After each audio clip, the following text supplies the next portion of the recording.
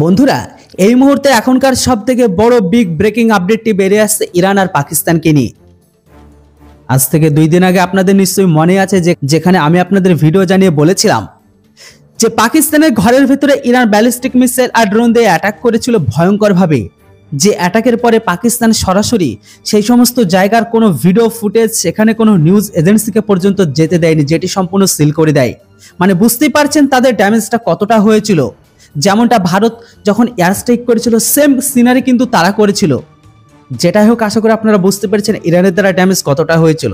তারপরেই কিন্তু পাকিস্তান বলেছিল যে আমরা ইরানকে এর পাল্টা রিটালিয়েট দেব। তো বন্ধুরা, খবর এখন এটাই বেরিয়ে আসছে যে ইরানের অভ্যন্তরে 7টি স্থানে বিমান হামলা চালিয়েছে নাকি পাকিস্তান।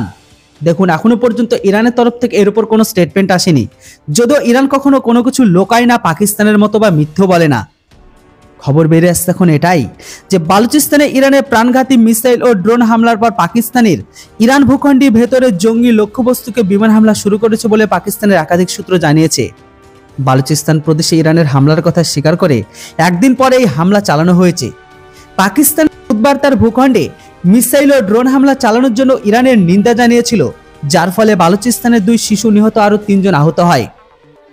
যদিও এটা পাকিস্তানের তরফ থেকে বলা হয়েছে, অ্যাকচুয়ালি এই সংখ্যাটা কত বড় সেটা কিন্তু পাকিস্তান ভালোভাবে বুঝতে পারছে।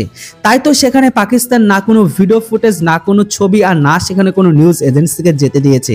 যেমনটা ভারত যখন এয়ার স্ট্রাইক করেছিল সেম সিনারি করেছিল পাকিস্তান। যেটাই হোক, পাকিস্তান সরকার এই হামলাকে তাদের সার্বভৌমত্ব আকাশসীমার বিনা প্ররোচনার লঙ্ঘন হিসেবে বর্ণনা করেছে। একটি আন্তর্জাতিক আইন ও রাষ্ট্রপুঞ্জের নিয়ম নীতির পরিপন্থী। তার ফলস্বরূপ আগুন ও ক্রোধের জবাব দিয়েছে নাকি পাকিস্তান। জানা গেছে ইরানের অভ্যন্তরে 7টি স্থানে বিমান হামলা চালায় পাকিস্তান। ইরানের সিস্তান বালুচিস্তান প্রদেশের সন্ত্রাসীদের আস্তানা ও প্রশিক্ষণ শিবির লক্ষ্য করে মিসাইল হামলা চালিয়েছিল ইরান। কিন্তু মঙ্গলবার ইরান অভিযানের কথা স্বীকার করে তেহরানের পররাষ্ট্রমন্ত্রী দাবি করেছে জস আল আদলকে লক্ষ্য করে হামলা চালানো হয়েছে। জস আল আদল বা ন্যায় বিচার সেনাবাহিনী 2012 সালে প্রতিষ্ঠিত একটি সুন্নি জঙ্গি গোষ্ঠী, যা মূলত পাকিস্তানের সীমান্ত জুড়ে কাজ করে। ইরানি অভিযানে প্রতিক্রিয়ায় ইসলামাবাদ ইরানে তার রাষ্ট্রদূতকে প্রত্যাহারও করে নেয়। এমনকি ইরানের রাষ্ট্রদূত পাকিস্তানে ফিরে আসতে বাধা দেওয়ার সময় কঠোর কূটনৈতিক পদক্ষেপ গ্রহণ করেছে।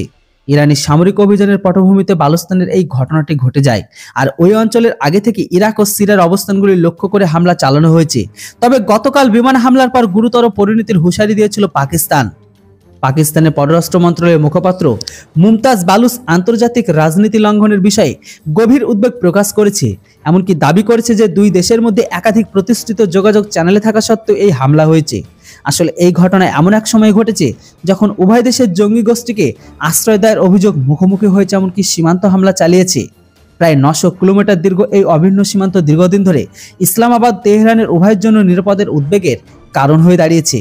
তো বন্ধুরা, পাকিস্তানের এই হামলায় ইরানের কতটা ক্ষয়ক্ষতি হয়েছে সে বিষয়ে তো এখনো কোনো আপডেট বেরিয়ে আসেনি। তবে এর উপর আপডেট বেরিয়ে আসলে আবারও আপনাদের ভিডিও বানিয়ে জানিয়ে দেব। তো বন্ধুরা, এই খবরটি শুনে আপনারা কতটা আনন্দিত, লড়ছে কারা মরছে কারা সেটা আপনারাই বুঝতে পারছেন। এর থেকে আনন্দের কি হতে পারে।